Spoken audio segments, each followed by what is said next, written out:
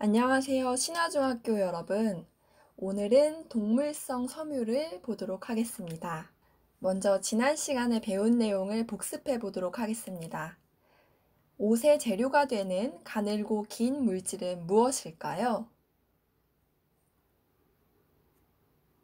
정답은 섬유입니다. 화면에 보이는 이 섬유는 어떤 섬유의 원료일까요? 그렇습니다. 정답은 면섬유입니다. 지난 시간에는 섬유의 종류 중에서 천연섬유를 배웠고 그 중에 식물성 섬유인 면섬유, 마섬유를 살펴보았습니다. 섬유의 종류에는 천연섬유와 인조섬유가 있었고 또 천연섬유는 식물성 섬유와 동물성 섬유로 나뉜다고 했었죠. 오늘은 천연섬유 중에서 동물성 섬유인 견섬유와 모섬유를 함께 공부해 보도록 하겠습니다. 화면에서 보이는 이 옷감과 스카프, 어떤 느낌이 드나요? 부드럽고 광택이 느껴지나요? 이렇게 광택이 있는 섬유, 바로 견섬유입니다. 먼저 견섬유를 살펴볼 텐데요. 견섬유는 어디서 얻을 수 있는지 영상을 통해 함께 알아보도록 하겠습니다.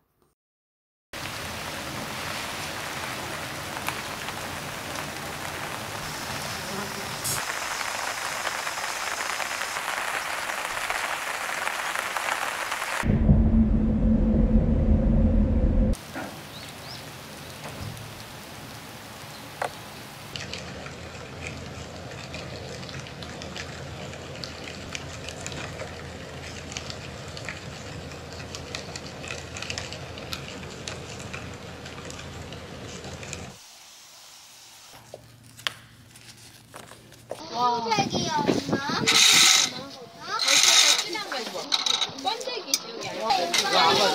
딴 거 보러 가자. 딴 거 보러 가야 돼.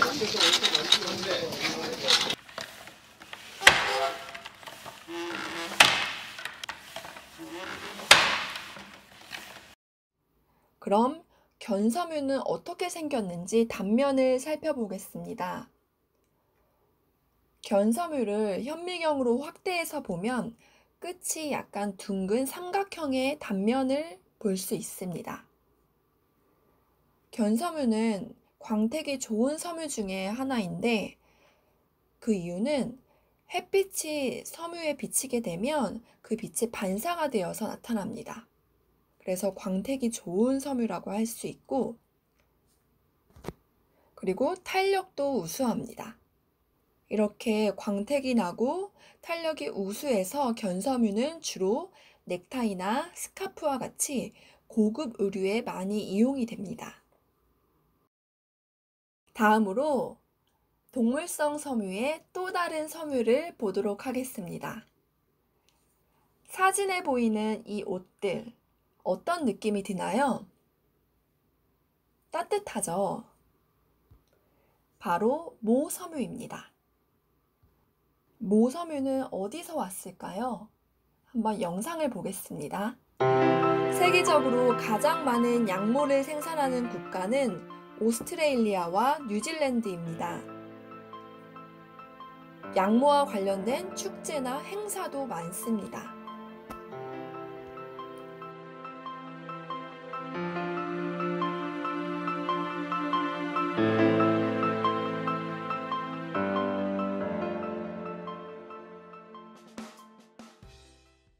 대표적으로 가장 널리 쓰이는 것이 양의 털이기 때문에 양모라고 하지만 양털뿐만 아니라 알파카, 토끼, 라마 등의 털도 모섬유에 해당됩니다. 모섬유가 지니는 가장 큰 특성은 곱슬곱슬한 모양과 독특한 촉감입니다. 대개 털이나 모피와는 질감이 다른데요. 양이 서식하는 지역에서 양모도 많이 생산이 됩니다. 양모는 과연 어떤 특성이 있을까요? 양은 자신의 몸을 보호하기 위해 온몸에 양털이 자라납니다. 얼굴과 다리, 배 부분은 털이 짧지만 등 부분의 털은 아주 길고 부드럽습니다. 털을 깎아주고 나면 양털은 곧 다시 자라납니다. 양털은 크림프라는 독특한 구조를 가지는데요. 마치 꽈배기처럼 구불구불하게 생겼죠. 그 크림프가 양모 섬유를 탄력 있게 해줍니다. 그리고 잘 늘어나는 성질을 가집니다. 양모는 혹독한 환경을 이겨냅니다. 겨울에는 양의 몸을 따뜻하게 해주고 여름에는 시원하게 만들어줍니다. 구불구불한 양모의 크림프는 그 사이사이에 공기를 담고 있습니다. 크림프가 가진 두터운 공기층 때문에 날씨가 변해도 양은 모섬유가 어떻게 생겼는지 단면을 살펴보겠습니다. 모섬유는 둥근 원형의 모양을 가지고 있고요. 모섬유는 케라틴 단백질로 구성되어 있습니다. 케라틴은 우리 머리카락의 주 성분이기도 합니다. 모섬유의 표면에는 털 비닐이 있습니다. 스케일이라고 부르는데요. 이 스케일이 있기 때문에 모섬유는 옷을 만들 때 서로 잘 엉키는 성질을 갖게 됩니다. 또한 물을 튕기는 성질이 있습니다.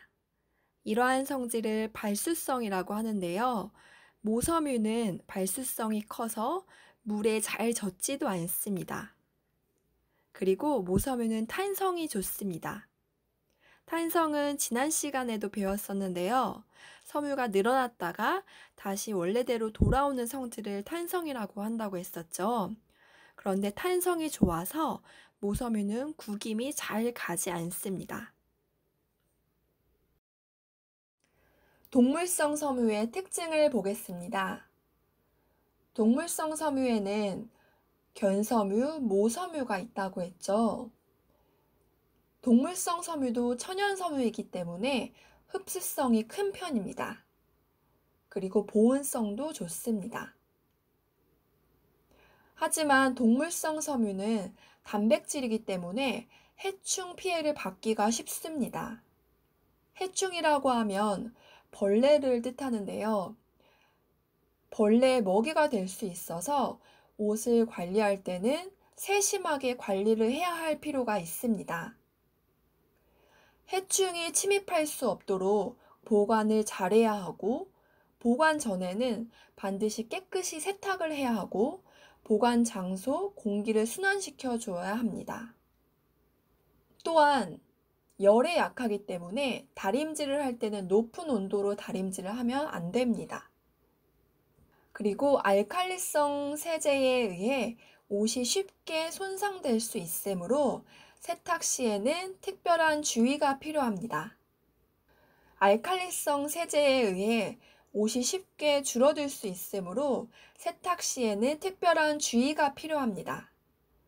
세탁 세제는 산성도에 따라서 약알칼리성, 중성, 약산성 이렇게 구분이 되는데 일반적으로 세탁을 할 때는 알칼리 조건에서 세탁을 하면 세탁이 잘 되지만 섬유가 손상될 수 있으므로 중성 세제를 사용해야 합니다.